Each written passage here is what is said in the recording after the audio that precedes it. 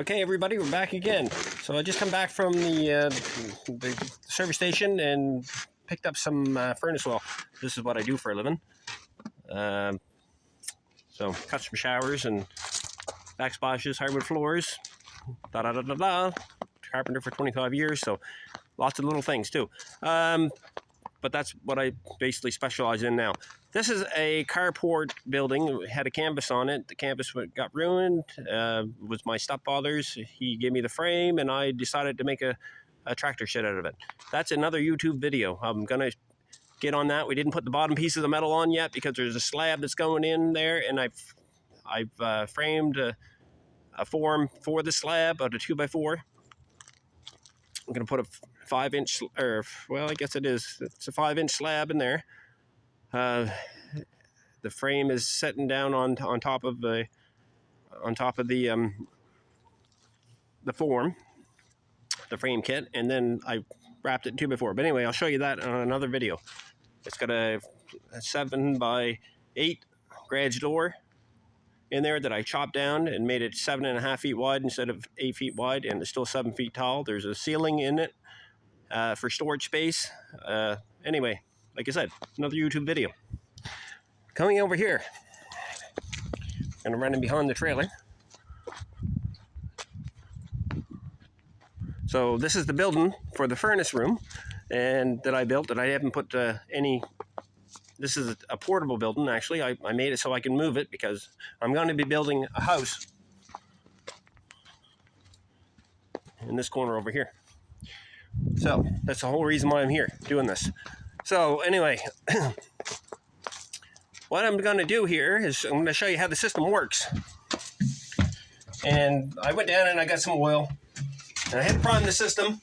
I made a boo-boo and let the system run out of oil. As you know, the system was set there for 6 hours. It was 5 hours inside when I wrote the other video, and then when I came back, it was about 6 hours, and the system inside, the air temperature inside was shut. The system was shut down for 6 hours, and the air temperature was still 18 degrees. It was 20 when I left, and it was 18 when I come back. So it was starting to drop, and the water temperature inside the tank 6 hours later was originally set at 145 degrees Fahrenheit, was at 70 degrees Fahrenheit when I got back, when I fired this thing up. So in order to fire it up, obviously I had to bleed the system, which is very easy because it's only got a short Phillip spout line, and it's pump fed, it's not gravity fed. So I'm able to bring the line from the top, so I didn't have to worry about drilling a hole, trying to put a spigot or anything in that tank, and set this up and then worry about leaks later on. I didn't have to worry about that.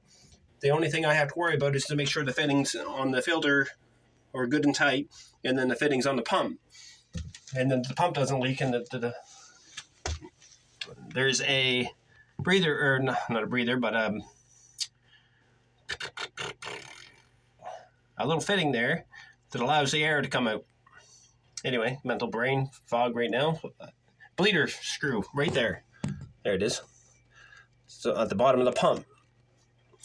And open that up, crank that system, turn it on, do a reset here. It'll say system lockout, hard lockout. I hit the reset button on the bottom, the icon button right there at the bottom, the very last one. And once that system starts back up, it'll pump fluid, and then of course it'll pump a bunch of air. Once the air leaves the system, then I shut that valve or that screw back up, and the system will automatically fire up. Once it fires up, it'll fire up and stay running until the system sets back up into temperature, which is here. Right now it's set at 135 degrees. The pump, or that tank is set at. I know it says 141 there. That's just because that's the temperature of the tank right now, but that's not what the system is set at. Trust me, it's set at 135. So that just the system water, or the system glyco temperature is 141, and the system is full of glyco from UAP, and all it is, I decided not to use the glyco that you put in a furnace because it was $700 to fill this system, And I did it with this heavy duty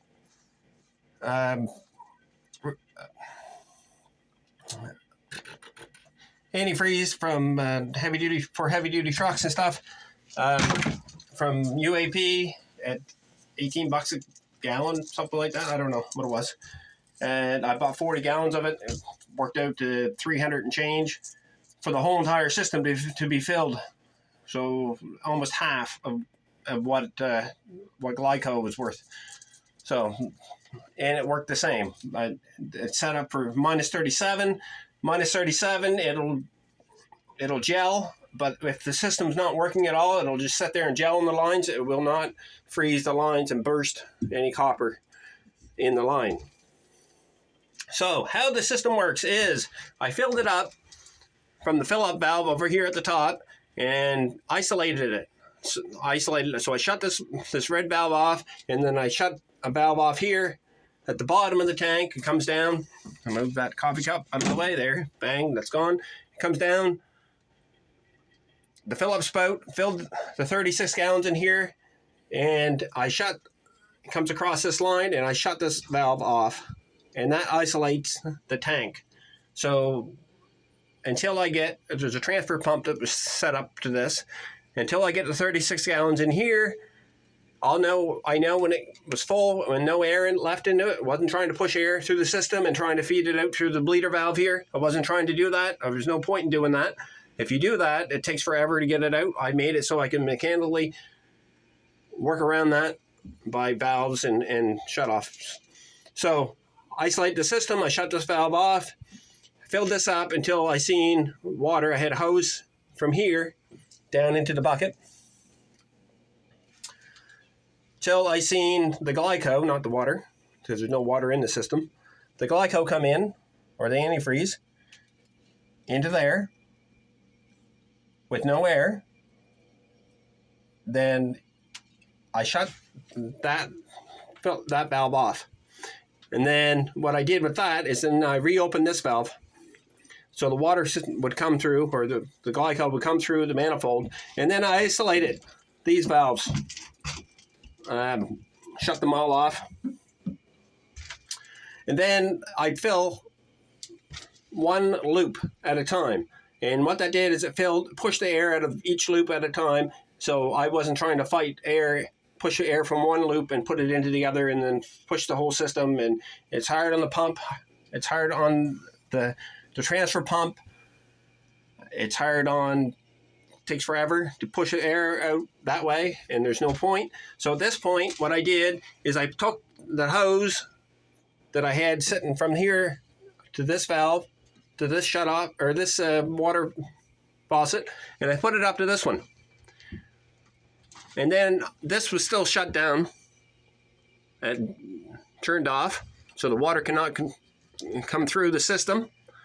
And then this one was wide open again now. So now I'm coming in through this one. I turn that one loop on. And now what that is the bedroom loop and bathroom. So it goes into the bedroom, and then it comes through the whole entire bedroom system and bathroom. And then it comes back out into the return, and then it's opened. And then it comes through here from that fill up, or from that manifold, goes through into the expansion tank.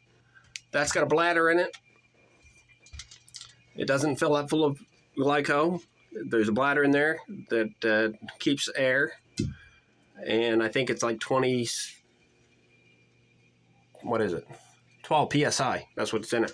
So anyway, it'll come through the system, through the Grand Foss pump, and then eventually all the air will push out because I open that valve. Will push out.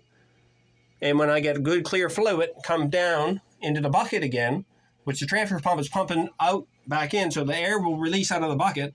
And so it's only pumping in good fluid back into the system. So you're not pumping air in the system, you're just allowing the air to come out the line and gurgle in the bucket. And then the other line's in the bottom of the bucket. It fills up full of just pure glyco and runs up into the system and takes all the air completely out of the system. So then when that loop is done, then I turn that loop back off on both sides, so I can't push air back into that loop. I isolate it. So then I open up the next loop. And the next loop, it sets in, and I do the exact same thing. And that one there runs out into the furnace, into the trailer, underneath the fridge, like I showed you. And then it comes back up here, and then I open that one up so the water, or not the water, but the glyco can come in through here, and then back up into that unit, and then do the exact same loop through here. And then as all the air gets pushed out of there, it'll come down the hose that was hooked up here into the bucket. All the air will dissipate in the top of the fluid. As the pump is still pumping into the Phillips spout until I get pure antifreeze or glyco coming out of that hose with no air, that's when I stop and shut off that zone. It's not a zone, a loop, sorry. I'll shut that loop off because then now I know that loop is full. So now I open up the last loop, which is the living room loop, and I open that one up, and I allow, as this thing is still pumping, I allow this thing to fill the last loop that I have, which is the living room loop, and it goes through the living room and the kitchen area and underneath the crawls or the luggage compartment, back into here, and the same thing comes up the manifold, comes through this system, and then once all the air is down into the bucket and dissipates in the bucket, and the fluid still comes out clear fluid out of the bucket, then I shut that valve off. Leave the pump still running. I open up this valve. I open up that valve again to allow the water to start circulating, or the glyco to circulate. There is no water in this. I allow the glyco to circulate into there, and then I'm pumping the system. I'm trying to get a little bit of pressure on here. And you really don't need any pressure, actually. But I have it set right now. There's pressure on there, which is not showing. I open up the whole entire system. Every valve is open now at this point. And as the valves are opening, you can hear all the water and the air going through the system. And so what happens there is air releases from this air valve, and there's a little air in the system right now that shouldn't be in there. And the reason why there's air in here is because I did a little change in the system at the first of the year, and I did not add more fluid, so there's a small pocket in there. I could have easily added fluid, but I just didn't. Anyway, so I try to keep that valve, or that thermostat there at about 10 psi, 10 to 12 psi. So anyway, so that works, and that fills the whole entire system. So then once you get the system full with no air, you can come down and then you start the system, which is with that. That's your shut off. And as the system started, I can reset the boiler and get it fired up, and then once it's fired up into temperature, then it'll start generating heat through the system. And this is my intake manifold, it runs into the system, and then my exit manifold, or my cold manifold, I guess is what you want to call it. I don't know what you want to call it. Anyway, this manifold will bring everything back into the system and then get reheated. This is the brains of the system. So anyway, so that's all I want to show you for now. And there will be another video come up, and I'm going to run the system on the bleeding of the system, the oils part, the reset. And I'm going to add a cold water or a hot water 10 plate heat exchanger from this manifold to that manifold, and have it so I can run hot water domestic in here off a plate heat exchanger, and then have a constant flow of hot water inside the trailer, because the trailer only has a 5-gallon hot water heater, which runs about 5 minutes in the shower, so you don't have much. So anyway, cheers everybody.